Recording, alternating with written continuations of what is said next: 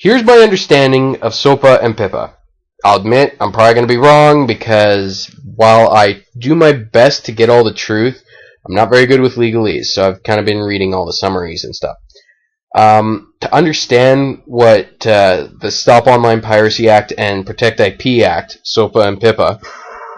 Thank you, Panda Fu Master. Annotation!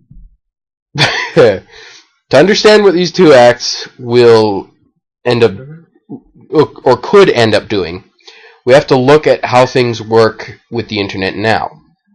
When you go to a site like YouTube.com, and I'm going to use that example throughout the video, you type in the address into your browser bar, and the page comes up. Now, that's how most people know it to work, and I mean, that's really the basic idea.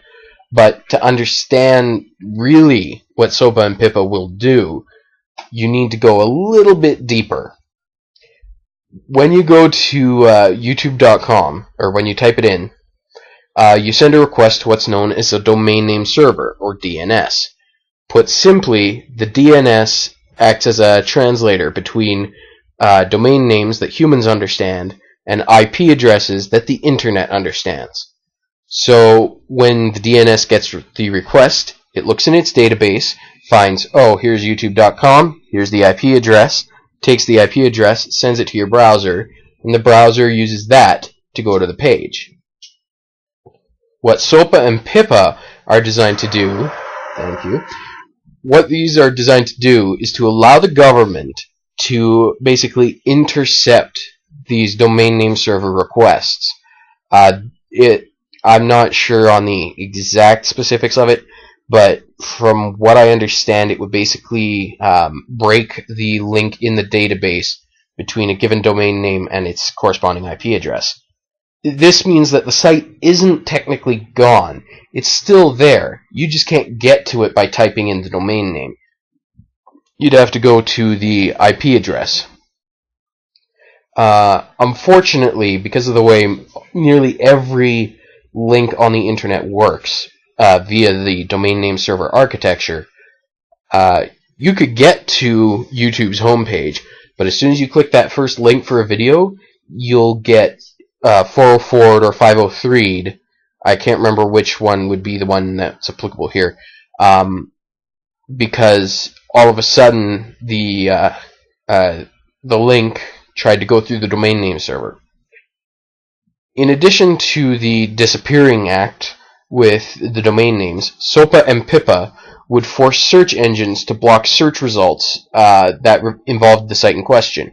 So in other words, if a site gets blocked by using one of these bills, they could force Google, Bing, Yahoo, all the other search providers to take that site out of their search results. As well, these acts would enable enforcers to block domain name owners from receiving money from online sources, such as PayPal, moneybookers, ad revenue, and I'm not sure on this, don't quote me, but I think it could potentially extend to money transfers and e-checks. Again, that's me kind of assuming. I don't know if that's true. One of the biggest problems with these two bills, SOPA and PIPA, thank you, is how vaguely they're worded and the breadth of enforcement powers they grant. As they stand, when I'm saying this to my current understanding, these bills would allow enforcers to shut down a site if someone so much as links infringing content on a page. You said infringing. How's that? Whatever.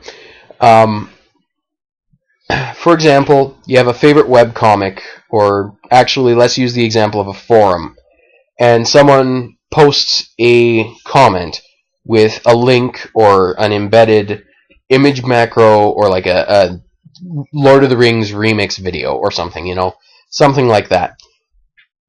If the copyright holder for Lord of the Rings, I think it's Paramount has the rights to the movie, but Saul Zaentz, whatever, however you pronounce his name, I'll put the name up here, you can decide.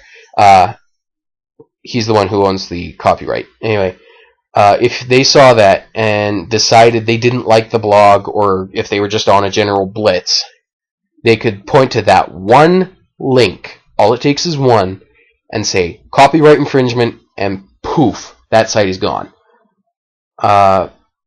Once the site is gone, the domain owner has to go to court to appeal the seizure.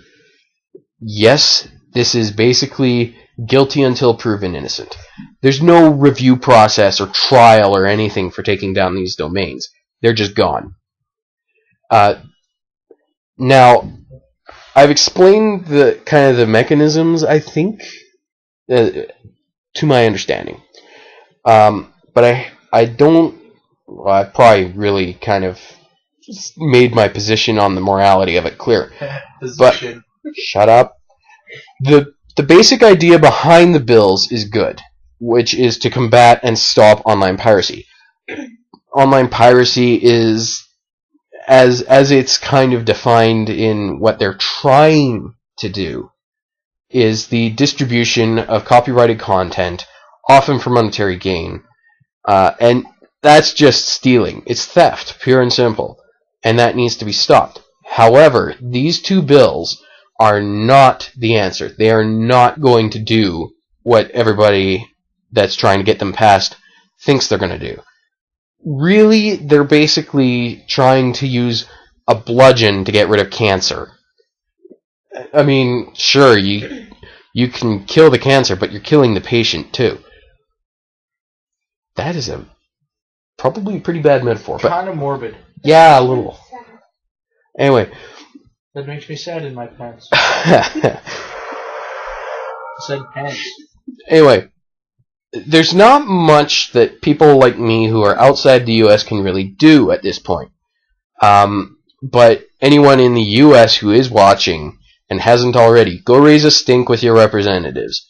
And if you are watching this outside the U.S., get the message out there. Make it known. I know there's already been the big site blackout by like Wikipedia and all those other sites.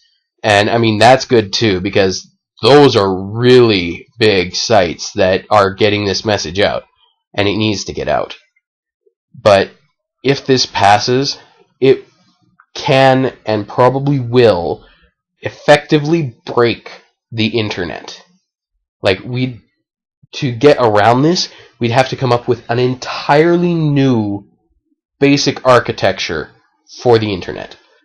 And, I mean, it took, 20, 30 years to set up the one we have?